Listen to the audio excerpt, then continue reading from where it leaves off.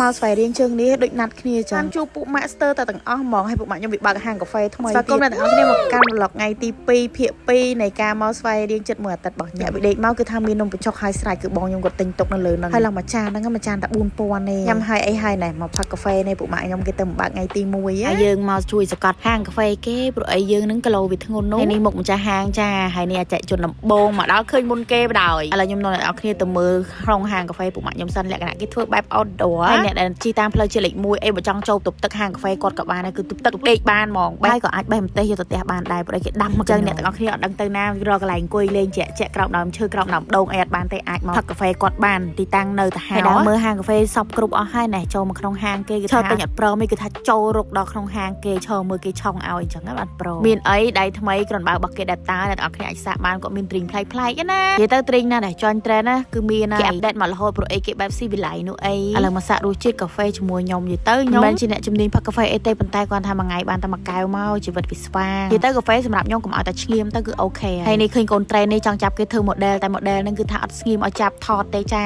គឺថាប្រុសស្អាតយើងដាក់ពុករួចដល់ដីតែម្ដងអត់ឲ្យថតទេចាសុំថតមិនក៏បានដែរចំណែកប្រុសស្អាតយើងនេះគឺថាបង្រៀនឲ្យកាន់កែវបង្រៀនមិនតាន់បានហងអស់ពាក់កណ្ដាលបាត់ទៅហើយ model នេះគឺថាបានជោគជ័យទេ model នេះអត់សហការទេគឺថាមិនតាន់អីបឺតអស់បាត់ទៅហើយឥឡូវយើងមកតេស្តជាមួយនឹងរសជាតិកាហ្វេខ្មៅម្ដងទៅយើងជាមិត្តភក្តិយើងតេស្តហើយយើងប្រាប់ថា